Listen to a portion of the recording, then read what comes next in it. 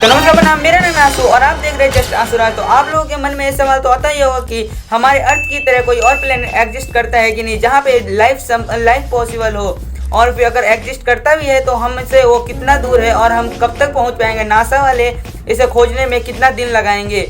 तो हम इसी टाइप की वीडियो देखने वाले हैं। हम वीडियो देखने वाले हैं स्टोरीपीडिया से, सो लेट्स गो। पूरा का पूरा समुंदर है। साइंटिस्ट को 24 एक्सोप्लैनेट्स में से 2 ऐसे सुपर हैबिटेबल प्लैनेट्स मिले हैं, दोनों ही धरती से भी बेटर है, लेकिन साइज में ये धरती से 8 गुना बड़ा है।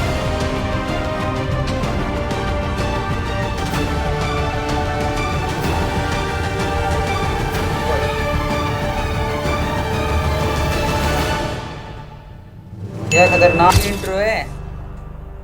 हमारे सोलर सिस्टम में ही एक ऐसा प्लेनेट मौजूद है जिस पर रहने की कंडीशन धरती से भी बेटर है, पर इसके बावजूद कोई इसको नोटिस तक नहीं कर रहा। वो इसका नाम है कैलिस्टो, जो कि जुपिटर का सेकंड लार्जेस्ट मून है। और इस इमेज के अंदर आप जिस चीज को देख रहे हो, जुपिटर का मैंने सुना है कि जुपिटर पे तो पूरा वो है, गैस भरा हुआ है, तो उसमें का मून भी है। असल में कैलिस्टो पर मौजूद बर्फ ही है। शुरुआत में तो इसे सोलर सिस्टम की एक डेड इनएक्टिव रॉकी बॉडी घोषित किया गया था, पर 1990s में साबित हो गया कि कैलिस्टो की आइसी सरफेस के नीचे पूरा का पूरा समुद्र है, जिसका इस्तेमाल पूरा समुद्र उसके नीचे है। भाई सब किसी दिन अगर निकला ना तो भाई खतरनाक हो जाएगा, तबाही। जल्दी रॉकेट प्रोपेलेंट्स बनाने के लिए किया जाने वाला है। एस्ट्रोनॉमर्स ने कैलिस्टो के ऊपर एक एटमॉस्फेयर को भी डिटेक्ट किया है और उनका अंदाजा है कि अगर जुपिटर से आ रही रेडिएशन को रोक दिया जाए तो इंसान जुपिटर के इस चांद पर बहुत ही आसानी से सांस भी ले पाएगा। हमारी करंट अंडरस्टैंडिंग के हिसाब से देखे तो फिलहाल धरती ही यूनिवर्स का इकलौता ऐसा प्लेनेट है जहाँ पर लाइफ एग्जिस्ट करती है, लेकिन पिछले समय साइंटिस्ट ने यूनिवर्स के अंदर कुछ ऐसे हैबिटेबल प्लैनेट्स खोज निकाले। ये बात तो इन्होंने सही कहा कि हमारी धरती पे ही बस लाइफ एग्जिस्ट करती है, लेकिन हमारी धरती पे इतने सारे पेड़ कट रहे हैं और फिर बहुत सारे कर रहे हैं, बहुत प्रदूषण है, कचरा ऐसे प्रोड्यूस कर रहे हैं। इनको कम करना चाहिए, ग्लोबल वार्मिंग को रोकना चाहिए, तभी कुछ फायदा भी है, नहीं तो हमारी धरती भी इन जैसे ही कोई हो जाएगा इन प्लेनेट। सिर्फ सभी मायनों में हमारी धरती से बेटर है। वल्किन पर जाने के बाद आपको बिल्कुल किसी सुपर ह्यूमन वाली फीलिंग आएगी। 5 अक्टूबर 2020 को एस्ट्रोबायोलॉजिस्ट DS मकुच ने एक नए मिशन की शुरुआत की, जिसके तहत उन्होंने ऐसे प्लैनेट्स को अपना टारगेट बनाया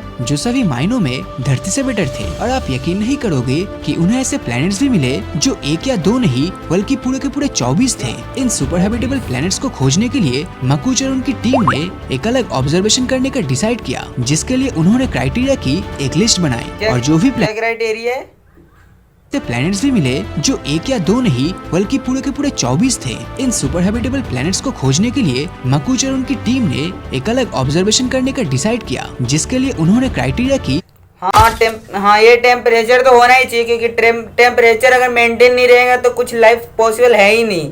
और भी वाटर तो सबसे मेन जरूरी चीज वाटर है।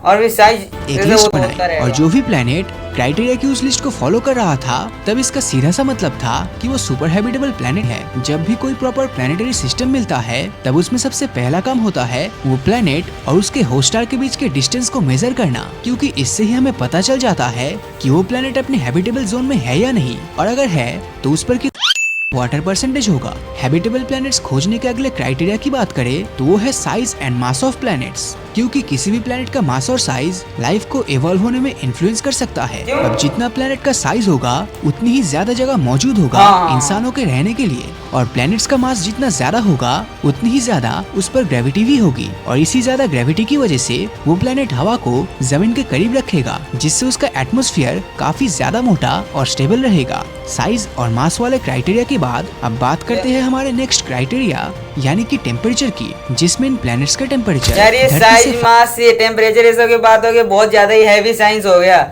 मैं तो स्कूल में भी साइंस नहीं पढ़ता उतना सही से। डिग्री सेल्सियस ऊपर या नीचे हो सकता है, क्योंकि धरती के मिडिल वाले एरिया यानी ट्रॉपिकल रीजन में पनप रहे माइक्रोब्स इसी तरह के एक्सट्रीम टेम्परेचर में सरवाइव करते हैं। अब इन्हीं सभी फैक्टर्स को ध्यान में रखते हुए साइंटिस्ट को 24 एक्सोप्लैनेट्स में से 2 ऐसे सुपर हैबिटेबल प्लैनेट्स मिले हैं जिनका सरफेस टेम्परेचर और एटमॉस्फेयर दोनों ही धरती से भी बेटर है, जिनमें से एक है ल्यूटेन B प्लैनेट।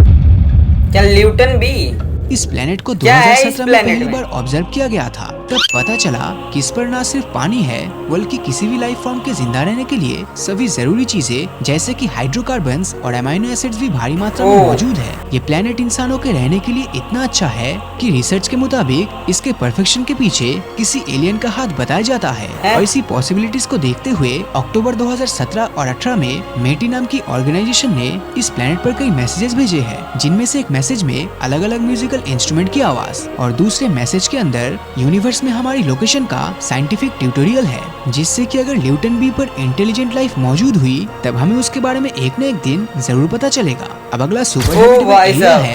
जिस दिन ये ल्यूटन बी के बारे में पता चला ना, और फिर अगर मैं अमीर हो गया, मैं तो पक्का 100% जाऊंगा। और फिर जिसको भी जाना है वो नीचे दिए गए फॉर्म को फिल कर दो, हम सब साथ में मिलके जाएंगे। ट्रैपिस्ट स्टार सिस्टम कहा जाता है धरती के रेगिस्तान में जितने मिट्टी के कण है उतने ही स्टार्स पूरे ब्रह्मांड में मौजूद है। अब अगर सितारे ही इतने हैं तो सोचिए प्लैनेट्स कितने होंगे। और इतने अरबों खरबों प्लैनेट्स में सिर्फ हमारी धरती पर ही लाइफ एग्जिस्ट करती है, ऐसा होना तो लगभग नामुमकिन सा लगता है। हमारी धरती से करीब 39 लाइट ईयर दूर एक ऐसा स्टार सिस्टम मौजूद है जहाँ एक या दो नहीं बल्कि पूरे 7 धरती जैसे प्लैनेट्स अपने स्टार का चक्कर लगा रहा है और इनमें से 3 प्लैनेट्स अपने हैबिटेबल जोन में ऑर्बिट कर रहा है। ट्रैपिस्ट 1 नाम की स्टार सिस्टम की डिस्कवरी पहली बार साल 2017 में की गई थी। इसके प्लैनेट्स धरती से भी ज्यादा पुराने हैं, मतलब कि इन प्लैनेट्स पर जो लाइफ होगी वो धरती के पूरी तरह फॉर्म होने से पहले लगभग 3 बिलियन साल तक ऑलरेडी डेवलप कर गई होगी। ये सभी प्लैनेट्स धरती से भी एडवांस बृहस्पति ग्रह के साइज जितने एक टाइनी रेड स्टार का चक्कर लगा रहा है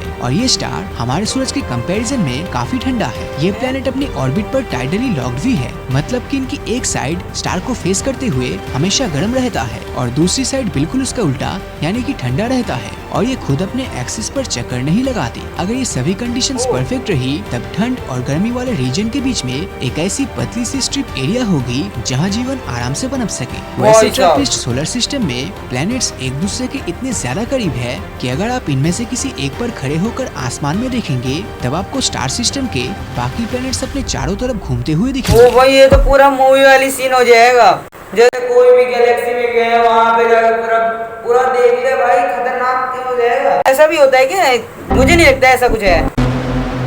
TOI स्टार सिस्टम, इस स्टार सिस्टम में 2 प्लैनेट्स इसके हैबिटेबल जोन में आता है जो कि है TOI 700d और TOI 700e।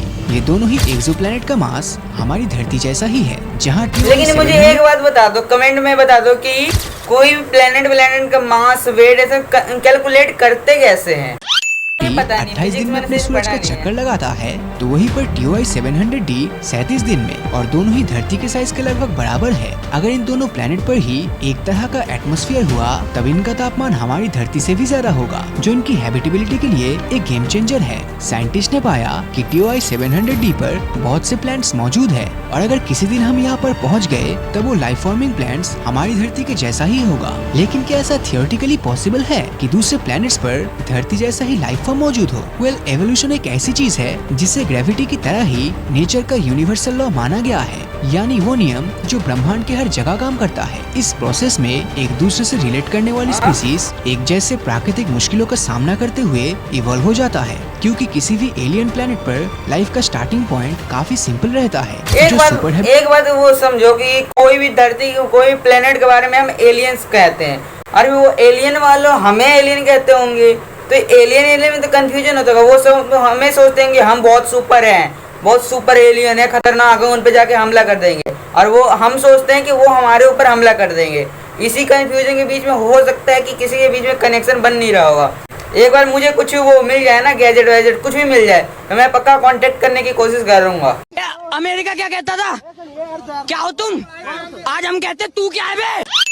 प्लैनेट्स होंगे वो काफी पुराने होंगे, साथ ही उसका साइज काफी बड़ा, टेम्परेचर वार्म और धरती के मुकाबले वहाँ ज्यादा नमी होगी। ये प्लैनेट्स ऐसे स्टार्स को ऑर्बिट कर रहे होंगे जो हमारे सूरज से भी ज्यादा पुराने हैं और उनका लाइफ स्पैन भी सूरज से लंबा होगा। ऐसा माना जाता है कि हमारा सूरज करीब 10 बिलियन सालों तक एग्जिस्ट करेगा और जब बात धरती पर मौजूद लाइफ की आती है तब धरती पर कॉम्प्लेक्स लाइफ फॉर्म होने में करीब 4 बिलियन साल लगे। हालांकि कुछ स्टार्स ऐसे हैं जिनकी लाइफ हमारे सूरज से भी ज्यादा लंबी है, जिसके चलते इनके प्लैनेट्स पर लाइफ को इवॉल्व होने का ज्यादा समय मिल जाता है। तो अब सवाल आता है कि आखिर हम इन प्लैनेट्स में एलियन लाइफ को ढूंढेंगे कैसे? इसके लिए सबसे पहले हमें के स्टार्स को ढूंढना होगा, जिन्हें सिंपल वर्ड्स में रेड डॉर्फ भी कहा जाता है। रेड डॉर्फ बाकी स्टार्स के मुकाबले काफी ठंडे होते हैं और इनकी ल्यूमिनोसिटी यानी कि रोशनी भी काफी कम होती है। साथ ही साथ ये 20 से 70 बिलियन सालों तक वजूद में रहते हैं। अगर हम धरती से कंपेयर करें तो रेड डॉर्फ को ऑर्बिट करने वाले किसी प्लेनेट पर अगर लाइफ मौजूद है तब उसको इवॉल्व और एडाप्ट होने में धरती से भी ज्यादा समय मिल गया होगा और इसकी आइडिया वो लोग हमसे भी ज्यादा एडवांस हो गए होंगे। उनके पास खतरनाक वेपन होगा।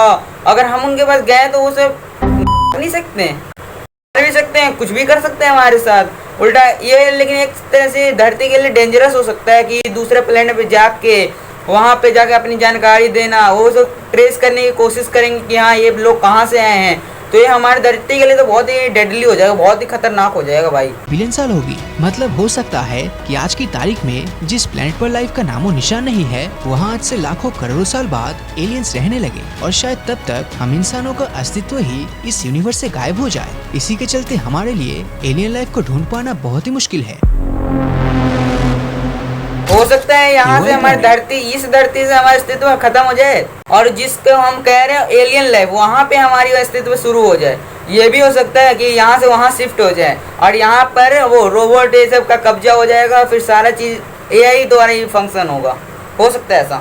इन दो प्लैनेट्स का नाम है KY 5715.01 और KY 5554.01। अब ये दोनों ही लाइफ के एवोल्यूशन के लिए बिल्कुल परफेक्ट है। पहले प्लैनेट KY 5715.01 का सरफेस टेम्परेचर धरती के मुकाबले सिर्फ 2.4 डिग्री सेल्सियस ही कम है, लेकिन साइज में ये धरती से 8 गुना बड़ा है, जिसका मतलब इसका लैंड सरफेस एरिया और ग्रेविटी धरती से काफी ज्यादा होगी। अब अगर पानी की बात की जाए तो इसके खुद के सूरज और प्लैनेट्स के बीच की दूरी के अकॉर्डिंग यहाँ बहुत सारा पानी मौजूद तो जरूर होना चाहिए। दूसरे प्लैनेट का टेम्परेचर धरती से भी ज्यादा होगा, मतलब कि हम जैसे यहाँ पे चल पा रहे हैं नॉर्मल तरीके से, उस प्लेनेट पे तो हम खड़े भी नहीं हो पाएंगे। एक पैर ऊपर करते ही हम नीचे गिर सकते हैं। वही लोग चलेंगे कैसे?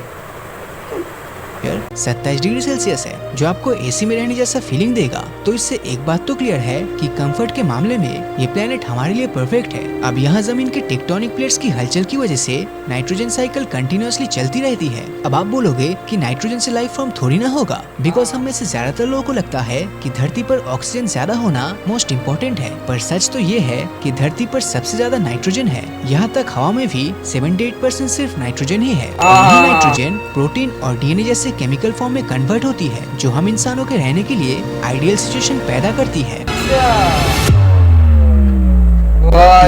खतरनाक ये सब नॉलेज है। अच्छा लगा तो वीडियो को लाइक करना, चैनल को सब्सक्राइब करना। हम मिलते किसी नए वीडियो में किसी नए टॉपिक के साथ में, तब तक के लिए बाय बाय। अगर आपने ये वाला वीडियो नहीं देखा है तो इस पे क्लिक करके जरूर देखें।